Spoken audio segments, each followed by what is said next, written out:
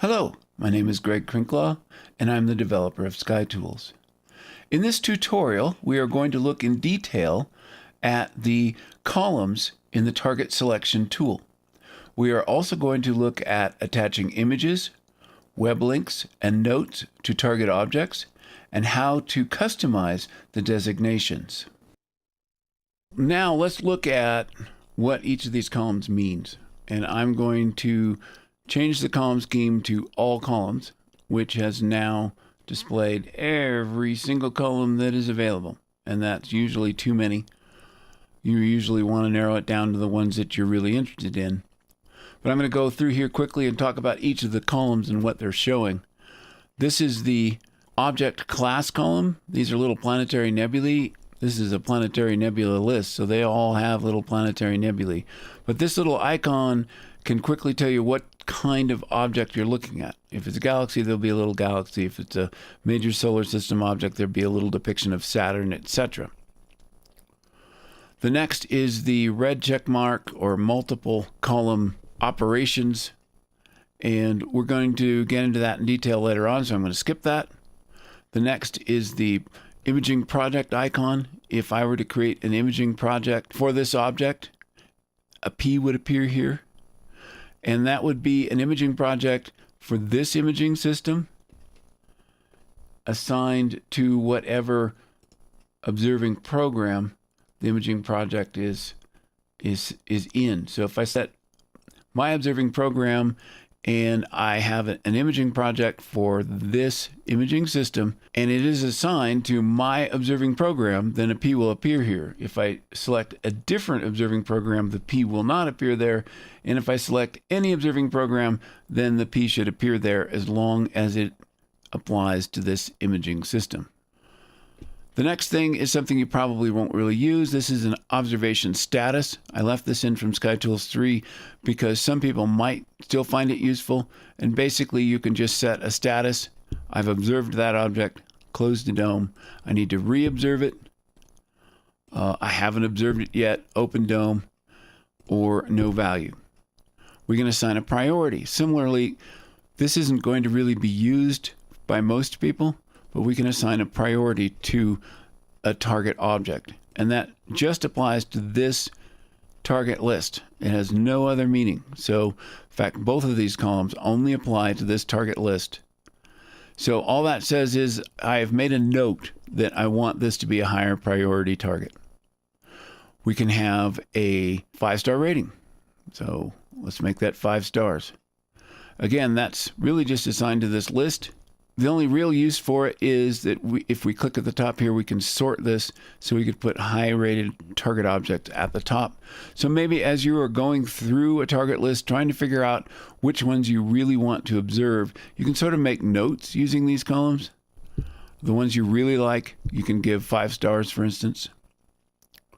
But it's important to realize that these 3 columns, whatever these values are, only affect this target list. They are not a property of the target object itself.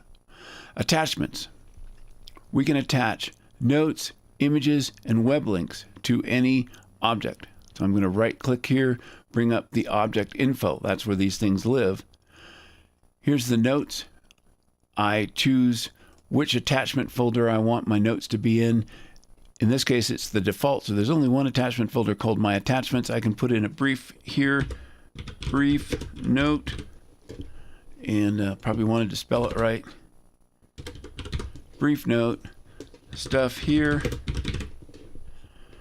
And I could also attach images from my hard drive and links to the web here as well.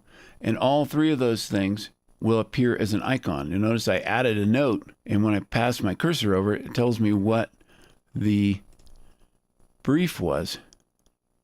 I still didn't spell it right, but close enough. So you'll get an N, you'll get an I for an image, and you'll get, I think, an L for a web link. So that just tells you what's been attached to that object. For this attachment folder, if there's multiple attachment folders, then what appears here is going to depend on which attachment folder you've selected.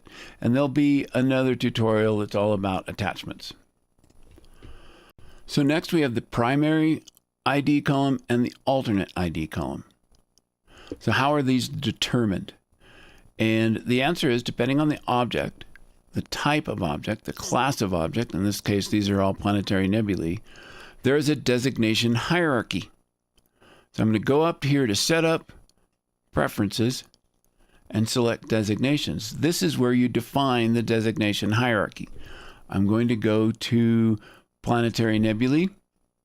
And what this says is, if the planetary nebula has a common name, like the Ring Nebula, then that is what is going to be displayed in the primary ID.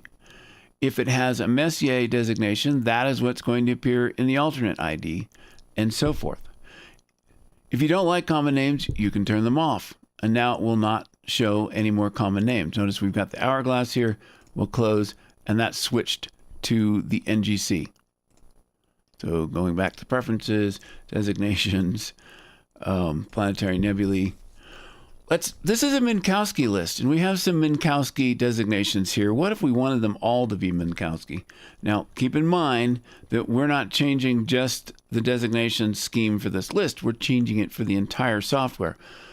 But just for now, let's put Minkowski all the way at the top. And maybe the PNGs. Let's move those up. All right. So now, if it has a Minkowski designation like this, M, then that's what's going to be displayed in the primary ID column. If it has a PNG, then that's what's going to be displayed over here in the alternate. If it doesn't have a PNG, then it's going to go on to Messier, NGC, so forth. So let's see what that does. Now we have all Minkowskis and PNGs. Again, that's for globally throughout the software. The only place this doesn't affect is the labels on the charts, which have their own designation hierarchy. Constellation, right ascension, declination. This is J2000, referred to the equinox of J2000. This is the apparent right ascension and declination. You see they're slightly different. The apparent declination, that is for today's date. Ecliptical longitude, ecliptical latitude, galactic longitude, galactic latitude, and magnitude. So that would be the integrated V magnitude. The size, in this case it's 1 arc minute. That little tick there means arc minutes. 2 ticks means arc seconds. That's something most people should know, but I've noticed that some people aren't really aware of that. They're also very small, and they can kind of blend in, so keep an eye on that. This is the diameter, the physical diameter of the object in whatever units apply. 3 light years, 4,500 AU. This is the surface brightness of the object, the mean surface brightness, in magnitudes per arc second squared. So that is the integrated magnitude over the apparent size of the object. Basically gives you this number. This is the B minus V color index, and that doesn't really apply to planetary nebulae, which is why this is all blank, and why if you wanted to have a column scheme just for planetary nebulae, you'd turn that off. This is the distance in light years. This is a subtype here. This really depends on the type of object. For planetary nebulae, it sort of tells us what kind of planetary nebula, a little bit about what it looks like. This has ring structure, smooth disk, and so forth. You'll see different things in this type column depending on the type of object. This is the time that the object is going to rise during the night. And let me just pick a different one here. How about there? This red dashed line is the altitude of our object. So it's going to rise around 1300 hours, and sure enough, 1246. This is the time of transit when it crosses the meridian, so that's when it's highest in the sky, and this is the time when it sets. Right here, 013, just after midnight. Let's move over.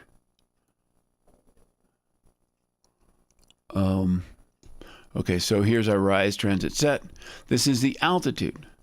Now, The more astute of you may have noticed that that's interesting because the altitude isn't fixed. The altitude changes with time.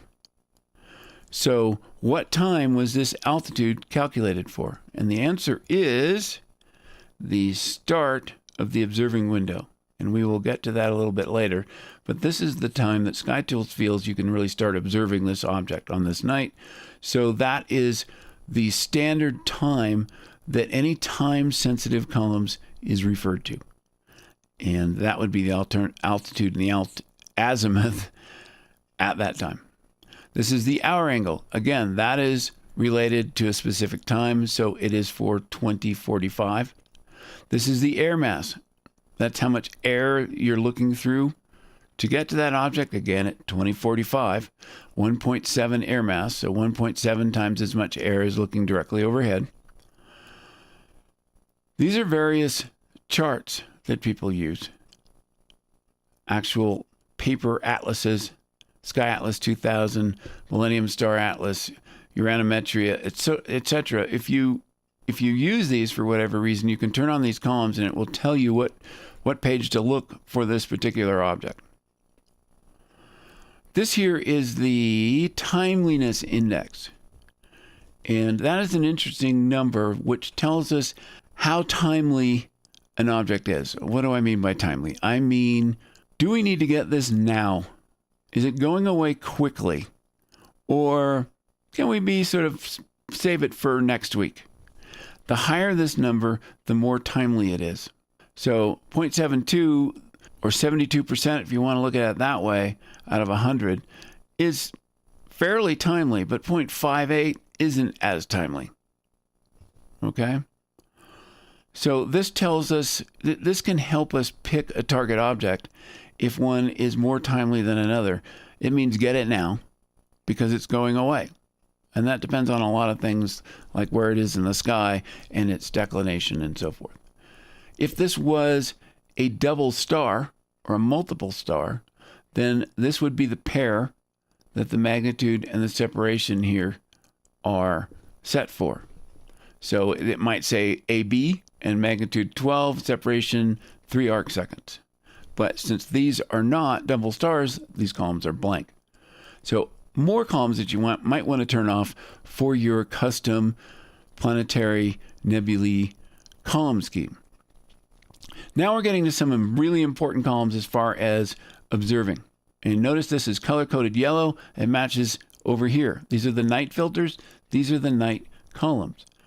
What this is saying is that for this particular object, we should start observing at 2045, and we can go for 2 hours and 5 minutes. And we're going to obtain an IQ of A. IQ is this blue line, and it's the imaging quality. And the higher the IQ line, the better the quality of the images you're going to get. Or another way to look at it, the less exposure time you're going to need to achieve a given signal-to-noise ratio. So we really want to do all of our imaging when this blue line is very high. And we've gone ahead and graded that blue line. So when it's really high, we call it an A grade. If it's sort of down here, we call it a B, and then C, and so forth. C is probably as far down as you want to go. So generally, you want to observe things that are high in the sky without a lot of moonlight for that filter. It depends on the filter. Maybe moonlight doesn't affect it. And that will be this A period from 2045 that lasts for 2 hours. So 2045, it's going to go from here to here. The image scale. Now this is a graded image scale. Right to the right of it here, we have the actual image size. So this is the size of the object in pixels on our image. And remember, that might change depending on the focal changer, right? So that's one of the things that we look to when the software chooses an appropriate focal changer. This is only 22 by 22 pixels across, which has given it a graded F grading scale, A being the best, B, C, D, and F being the worst. Because it's too small. All right, but that's going to be a problem with a lot of planetary nebulae. So for planetary nebulae, you might even accept a D if you really want. It's only going to be 74 pixels across. And this one up here has an A, but you're going to need to tile it. You're going to need to do more than one image. You're going to need to do 1 by 2 images in order to encompass the whole object because it's too big. But it still gets a scale of A because it's big and there's lots of detail. The next column is the resolution. All right. Now, this is the effective resolution. People misuse the word resolution all the time, even the manufacturers of cameras. They will say the resolution of this camera is 2 arcseconds per pixel, something like that. The problem with that is that's not the resolution of the camera. That is the scale of the camera. The resolution is what you get from your final image, and that's going to depend on the Nyquist theorem, and it's going to depend on the seeing at the time. So we have set the seeing up here to average, so that's actually included in this resolution. The resolution depends on how high in the sky you're looking. So your seeing is going to get worse and worse and worse as you go down, even on a good night. So that is reflected here. And in this case, it says we're going to get 11.1 arcseconds per pixel. You can see some of these other objects are higher up in the sky, and we're going to get slightly better resolution. So don't confuse resolution with image scale like most people do. This is the smear time. That's for planets and the sun. And what that means is how long can I expose before rotation of that object starts to smear things? So that if you're going to do a stack of short exposures to do lucky imaging, say on Jupiter, how long can I go before when I put them all together, I'm just going to smear my results because Jupiter rotated too much? Trail time. This is mainly for comets and asteroids. How long can I expose before they start to trail? So maybe it's if you expose for 5 minutes, you're going to get a 6 pixel trail. If you expose for 30 seconds and under, it's not going to noticeably trail. That's an important thing to know when you're imaging an asteroid or a comet. This is the resolution parameter. And it's a double star column, and it really should be over here with these others. But for whatever reason, in this state we have it in, it's clear over here. And that is a number that tells you how well resolved a pair of double stars are. And that goes back to whatever pair is selected here. Imaging time. This is now in the green columns. Okay, these are green for a reason. They match green here. This is the prime time of year filters. These were the night filters. So these values are for that specific night, April 25th. These values are independent of the night. The values that tell us how well we can observe this particular target object on any night, or maybe on the best night, if you want to look at it that way. So on the best night of the year, we can observe it for 7.6 hours. This one has dashes, and that's because it doesn't get high enough to observe. It only gets up to 2 air mass. That's this bottom green line here. It's very low in the sky. And SkyTools says that's not good enough. So 7.6 hours. The best night of the year is November 16th. That's pretty much any year. It might change by one day or another, depending on the year. And this is really important. This is the date range that it's well observed. Early September to late January. And that lasts for 21 weeks. And here, this value, 4 minutes, exposure time, relates to our target signal to noise ratio that we've set up here. Prime time of year constraints, 30. How long does it take to get to a signal to noise ratio of 30? 4 minutes. This one takes 45 minutes. That's an important thing to know when you're picking a target object. Now, earlier I said that this one here are dashes because it didn't make the cut.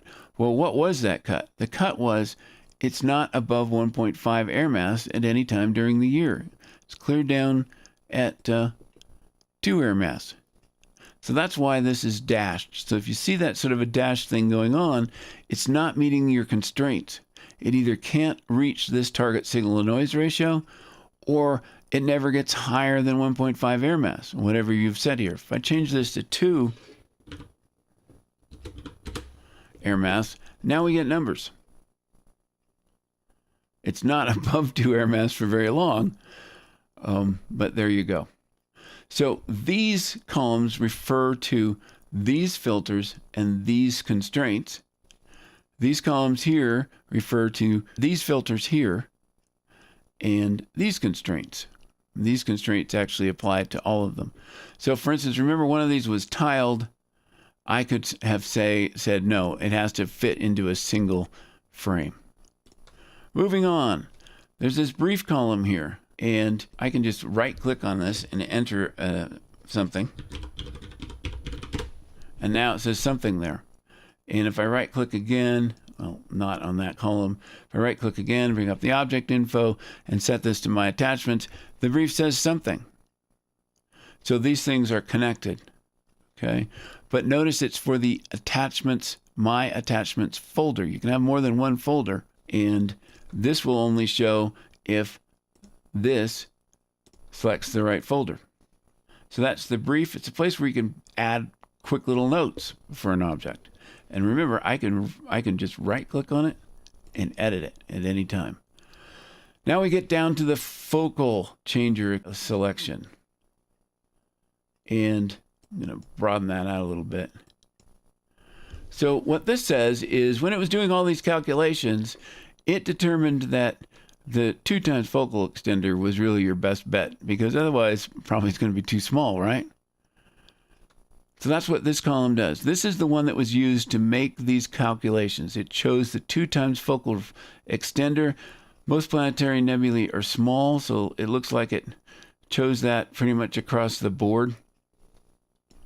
And then this is the binning that it did the calculations for. Remember, we have it set to auto, so it could have chosen bin times 1 or bin times 2. It did bin 1 for everything. Again, why did it do that? Because if you go to 2 times binning, everything's going to be half as big in terms of the number of pixels, and you want it as big as possible. The trade-off here is if you go to 2 times binning, it's going to get smaller, and you're not going to cover as many pixels, but your exposure time to reach your target signal-to-noise ratio is going to go down dramatically. So it looks at those things, but it has still chosen 1-time binning because these things are generally small. So that is all of the target columns. And there you have it. Thanks for watching.